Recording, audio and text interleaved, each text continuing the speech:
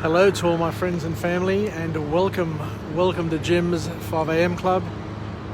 I'm just on my lunchtime walk around here in the city, and as you can see, there's a gentle breeze blowing. It's an easterly, maybe a nor'easterly, but it's a gentle breeze. It's a beautiful day, a little bit overcast, but we've got some blue coming from the east. So hopefully the easterly breeze will blow those clouds away and just brighten up our afternoon so we can enjoy an indulgent afternoon here in Sydney. So let me just go on a bit of a walk and talk. What I want to do today is talk about one of my favourite subjects, which is language and the choice of words that we have, and the fact that the words that we choose to use also help us experience life in a different way. So today's book summary is entitled The Secret Life of Pronouns, and the author is James Pennebaker. James Pennebaker has written a book entitled The Secret Life of Pronouns, and I'm not going to pretend that I'm an English teacher or that I'm skilled at the English language to the level where I can do this subject justice. But what I will do is just take you through the book summary as best I can to describe what the author is trying to elucidate, and to see if it helps us understand ourselves, the people around us, or the world around us in any better way. So what the author says here in the book, and he kicks off with a powerful sort of quote, is that if you want to find your true love, compare the way you use function words with that of your prospective partner.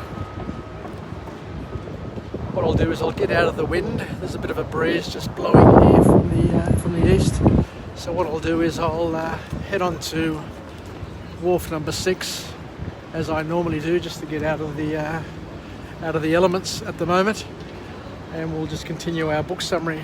But what the author here is suggesting is that we need to pay attention to the words that we use and the words that the people around us use, because the commonality of terms and phrases and how we use words, how we use the structure in the English language, according to the author, will also allow us to see if we're compatible in terms of our styles with prospective partners, to friends, family, and other people around us.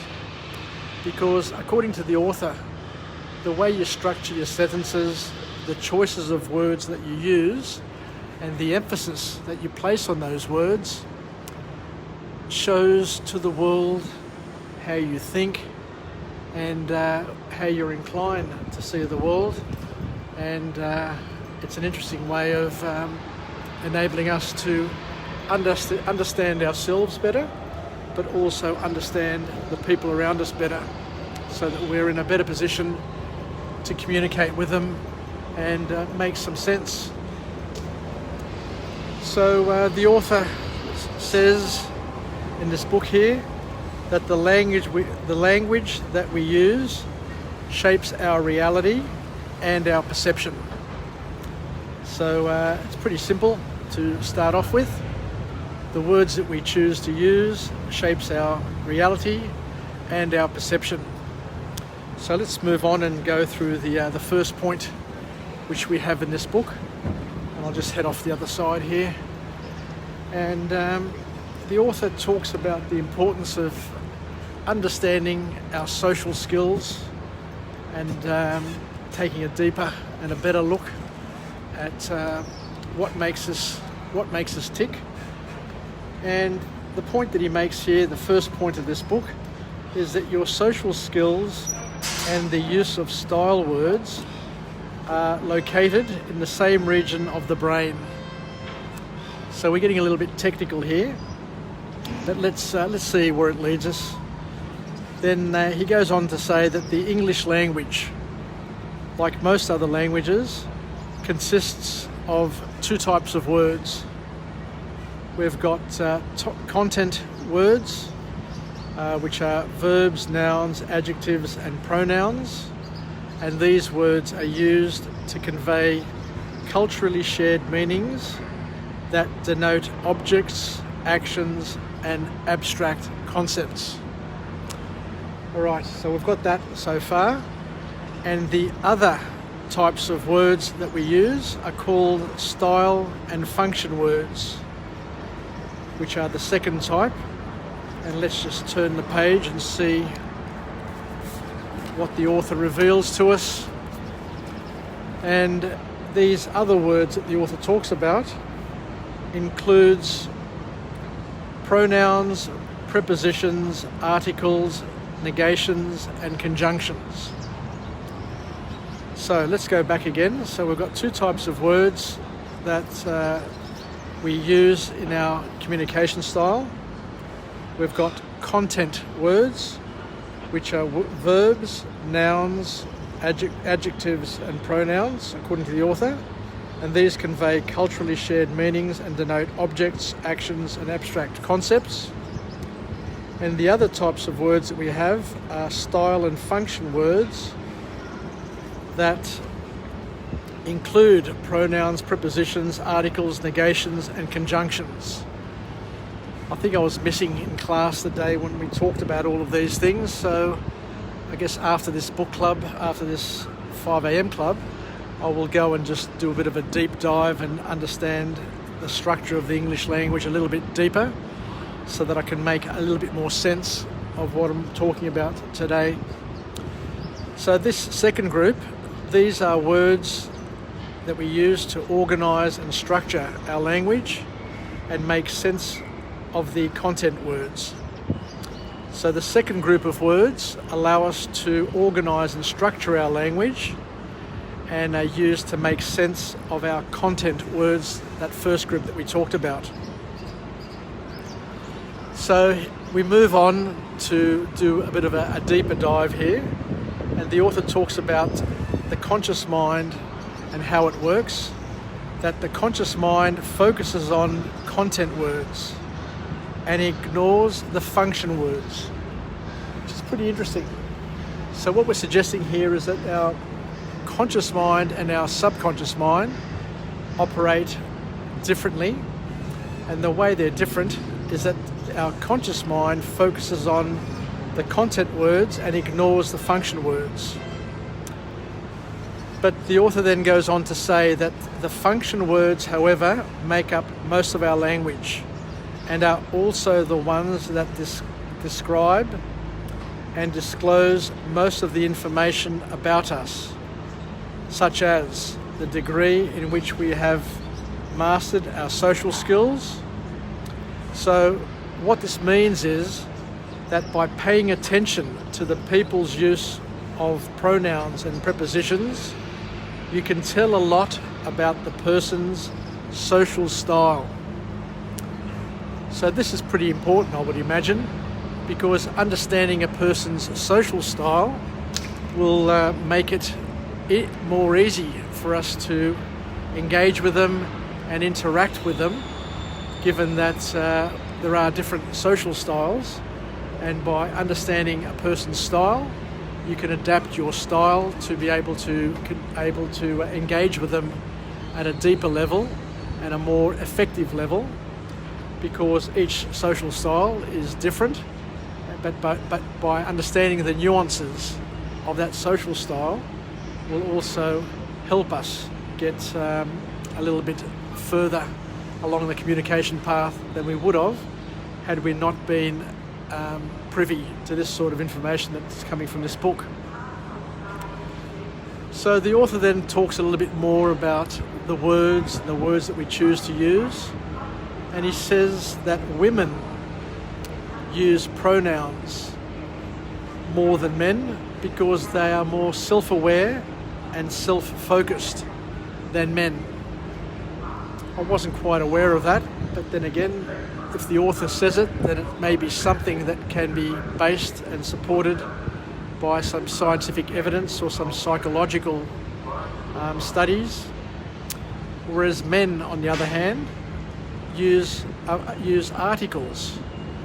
Men are more inclined to talk about things, which makes sense given that men, think with their thing and are more about their toys. So there's a big difference here. So I'll use this in future talks, and I'll do a deeper dive on the difference between women and men.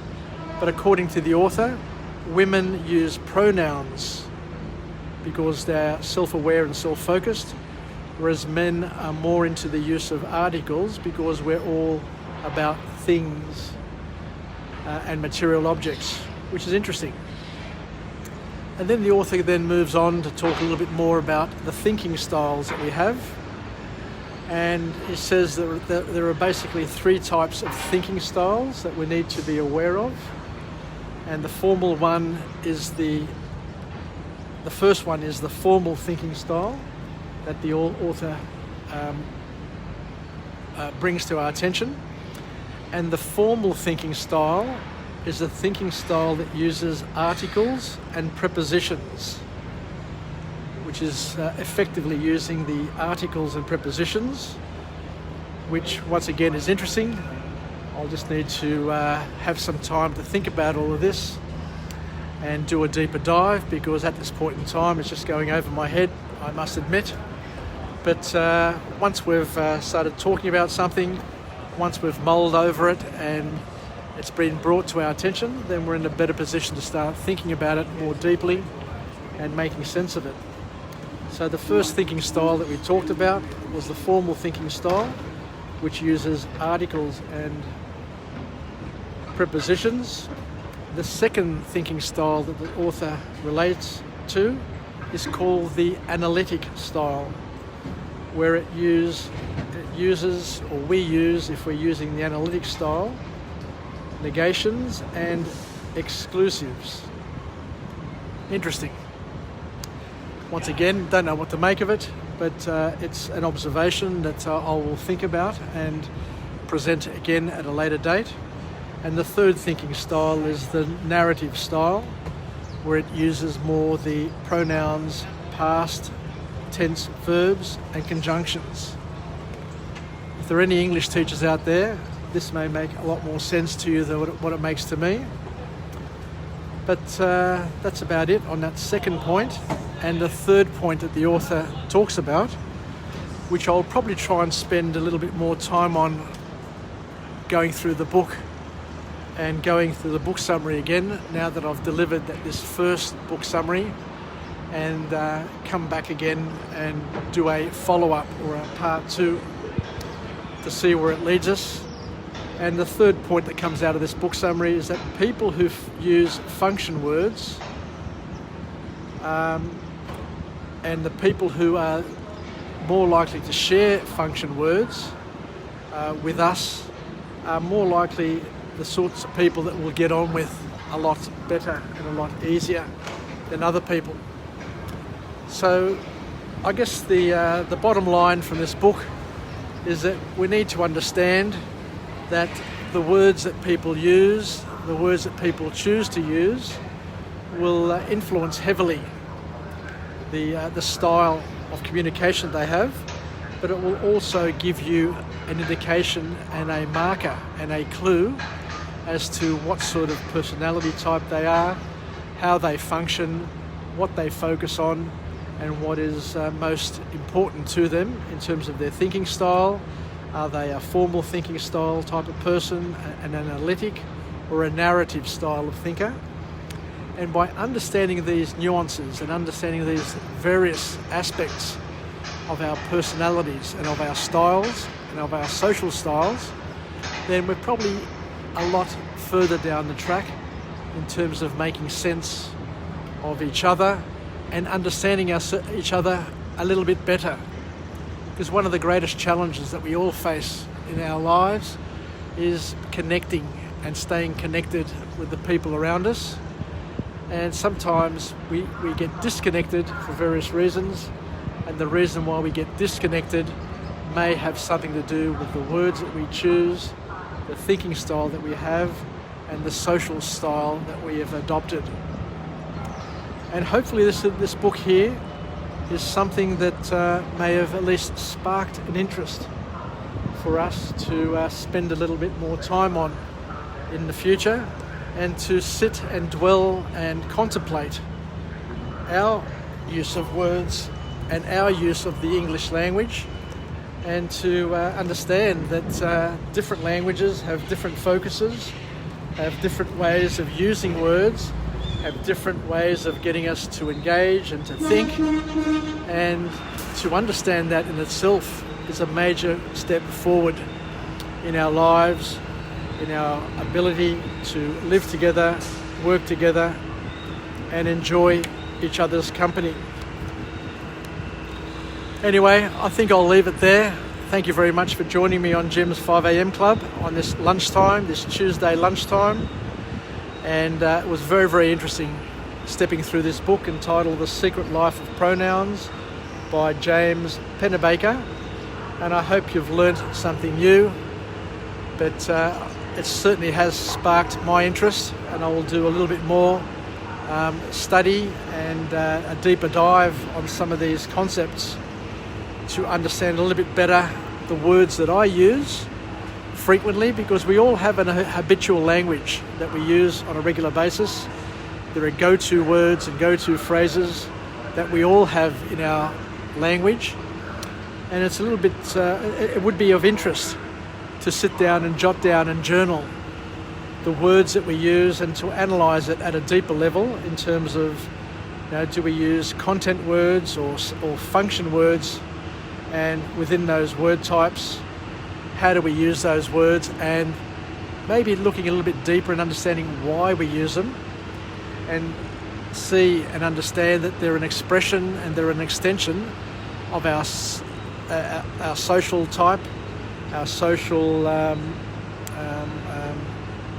style, and also an expression of the way we think, our thinking style.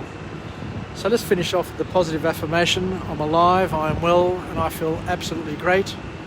To my friends and family, stay connected, stay relevant, stay reasonable, and most importantly, let's pick a few of these lessons from this book and understand our social style and the words that we've chosen to use, and to understand that the words that we use also influence the way we think, the way other people engage with us, and to be cognizant of the nuances, and to understand that we can change, we can improve, we can modify the words and the structure of the language that we use to change the way we think and the way we communicate, and hence the way we see and experience the world. Take care, everybody. Yassas. If you like, you're from Jim's 5am Club, and we'll chat again later, and hopefully go through another book summary which takes us on another path, another journey, and helps us grow, develop, and to live, learn, and pass it on, and to be able to make sense of our worlds a little bit better. Take care, and we'll chat again. Bye from James.